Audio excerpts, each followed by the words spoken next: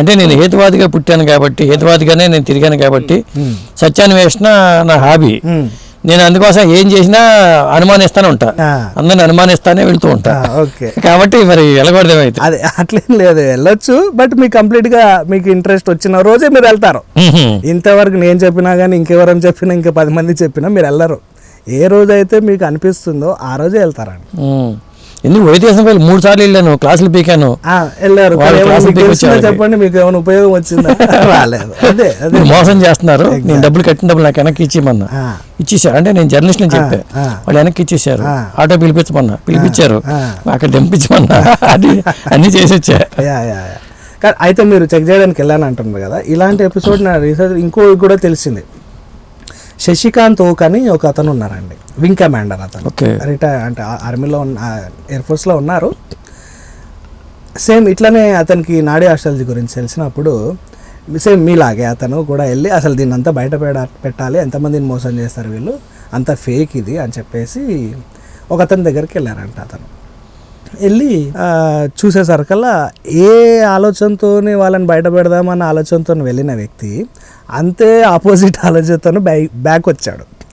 కంప్లీట్గా అతను షాక్ అయిపోయి అతను దాన్ని బిలీవ్ చేయడం స్టార్ట్ చేశాడు. అతను అసలు అలా ఎలా, నేను ఎయిర్ ఫోర్స్లో పనిచేస్తానని ఆయనకి ఎట్లా తెలుసు, నాకు ఏజ్ అని ఎట్లా తెలుసు అని మొత్తం ఆయన రీడింగ్ జరిగిన తర్వాత ఆయన ఒపీనియన్ అంతా మార్చుకున్నాడండి.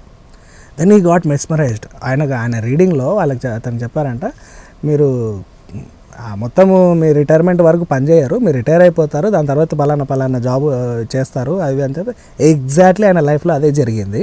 సో అలా జరగడం వల్ల ఆయన ఏం చేశాడంటే చాలా గొప్ప పని చేశాడన్న. అతను ఆల్ ఓవర్ ఇండియాలో ఎంతమంది ఇట్లా నాడీ రీడర్స్ ఉన్నారో వాళ్ళ డీటెయిల్స్ తీసుకున్నారు. డీటెయిల్స్ తీసుకొని ఇప్పటికి చాలా ఎవరైనా ఆయన గురించి వెతికితే మీకు ఇప్పటికి ఆయన నెంబర్ దొరుకుతుంది. ఆ నెంబర్కి మెసేజ్ పెడితే ఒక 50 రూపీస్ ఫోన్పే చేయమంటారు. ఆ 50 రూపీస్ వేసి మీరు ఏ లొకేషన్లో ఉంటారో ఆ లొకేషన్ పెడితే మీ చుట్టుపక్కల ఉన్న జెన్యూన్ ఆస్ట్రాలజీ ఆయన డేటాబేస్లో ఉన్న నాడీ రీడర్స్ యొక్క డీటెయిల్స్ మీకు పంపిస్తారు. ఓకే. సో నేను అట్లా కూడా అతన్ని కాంటాక్ట్ అవ్వడం జరిగింది, కొంతమంది తీసుకున్నాను. వీళ్ళ లిస్టులో ఆయన పంపించిన లిస్టులోనే ఈ విజయవాడన అతను ఉన్నాడు. సెకండ్ మా ఫ్రెండ్ చూపించుకున్న అతన్ని కూడా ఆ లిస్ట్లో ఉండిందనమాట. ఓకే. సో అలా అతను చాలా గొప్ప పని చేశారు. చాలా మొత్తం డేటాబేస్ తీసి అసలు మొత్తం ఆల్ ఓవర్ ఇండియాలో ఎంతమంది జెన్యూన్గా ఉన్నారు అని చెప్పి ఆయన చాలా మంది దగ్గరికి వెళ్ళాడు కూడా. ఇప్పుడు డేటాబేస్లో తీసినప్పుడు ఈ లీఫ్స్లో రాసినవన్నీ కూడా ఆన్లైన్లో చేసి పెట్టియచ్చు కదండి. ఇప్పుడు చాలా టెక్నాలజీ మారిపోయింది కదా. రీడింగ్ రాదు కదండి మరి దాని గురించి. ఆ రీడర్స్ నుంచి తర్జుమా చేసి ఆ లీఫ్స్ అని తర్జుమా చేసి పెడితే వచ్చేస్తాయి కదా. ఇప్పుడు వాళ్ళు ఆ పరంపర నుంచి వస్తుంది కదండి, అది వాళ్ళ జీవనాధారం. సో అది వేరే వాళ్ళకి నేర్పించేస్తే వాళ్ళ వృత్తి పోతుంది కదా. అదే. సో అందుకోసం వాళ్ళు ఆ పని చేయట్లేదు, డిజిటలైజ్ చేయడం కానీ ఇష్టం వచ్చిన వాళ్ళకి నేర్పించడం కానీ వాళ్ళు చేయట్లేదు. అదే. సో ఇప్పుడు కూడా మీరు అందుకోసమే మీరు వేరే డిఫరెంట్ టైప్ ఆఫ్ ఆస్ట్రాలజీస్కి గురువులు ఉంటారు, చాలా ఇన్స్టిట్యూట్లు ఉంటాయి, కోర్సులు ఉంటాయి. కానీ దీనికి మాత్రం చాలా క్లోజ్డ్ గ్రూప్ ఇది. ఓకే. ఇది చాలామంది ఎవరికి చెప్పరు. ప్రస్తుతానికి నాడీ ఆస్ట్రాలజీ మీద మొన్నటి వరకు ఏవి సుందరం గారు, దాని తర్వాత ఉమాంగ్ తనేజా అని ఒక ఢిల్లీ వ్యక్తి అతను, వాళ్ళు ఇంకా ముందు వాళ్ళు. ఇప్పుడు అటు ప్రెజెంట్ కొంచెం యాక్టివ్గా ఏవి సుందరం గారి శిష్యుడు అభిజిత్ కృష్ణ అని ఒక బెంగాలీ అతను ఉన్నాడు. అతను కూడా కొంచెం నాడీ ఆస్ట్రాలజీలో మంచి ఎఫిషియెంట్ పర్సన్ అన్నమాట. సో చాలా క్లోజ్డ్ గ్రూప్లో ఉంది ఆ నాలెడ్జ్. ఇప్పుడు మీరు అంటున్నట్టు భృగునంది నాడీ కానీ ఇంకో నాడీ కానీ అది డిఫరెంట్ టైప్ ఆఫ్ నాడీ ఆస్ట్రాలజీ. హోషియార్పూర్లో కొన్ని ఫ్యామిలీస్లో ఉన్నాయి అంటారు. హోషియార్పూర్లో ఉన్నది వచ్చేసండి మన భృగు సంహిత. ఎస్, భృగు సంహిత అది ఉంది, అది కరెక్టే. అది దాని గురించి కూడా నేను చూశాను.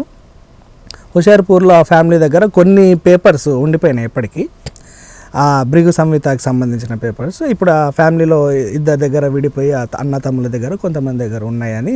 భృగు సంహిత బుక్స్ కూడా వచ్చేసినాయి కదా ఇప్పుడు బయట. భృగు సంహిత బుక్స్ వచ్చాయి, కాకపోతే వాళ్ళ దగ్గర ఉన్నాయి ఏంటంటే అండి, నాకు 1980s అనుకుంటా, 80sలోనూ 80sలోనే మిడ్ 80sలో ఒక దీని గురించి తెలిసిన వ్యక్తి, ఒక అబ్రాడ్ నుంచి ఒక వ్యక్తి వచ్చి ఆయన దగ్గరికి తీసుకెళ్ళామంటే ఏదో పట్టుకొని వెళ్ళి అతని దగ్గరికి తీసుకెళ్తే అతను జస్ట్ వెళ్ళి కూర్చొని ఉన్నాడంట అంతే.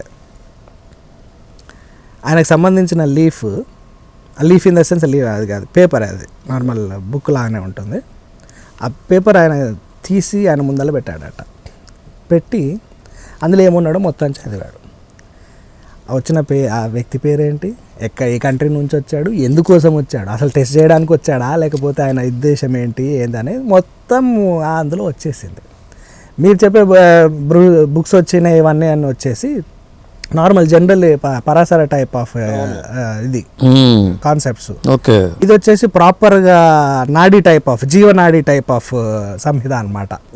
సో మీకు అక్కడ వాళ్ళు ఏం చేస్తారంటే, మీరు హుషారుపూర్ వెళ్ళినా కూడా అక్కడ మీకు సంబంధించిన చాప్టర్ ఉండొచ్చు ఉండకపోవచ్చు, చాలా తక్కువ వరకే మిగిలిపోయినాయి వాళ్ళ దగ్గర, మిగతా వాళ్ళతో చాలా కోల్పోయారు అని వాళ్ళు చెప్తూ ఉంటారు. ఓకే.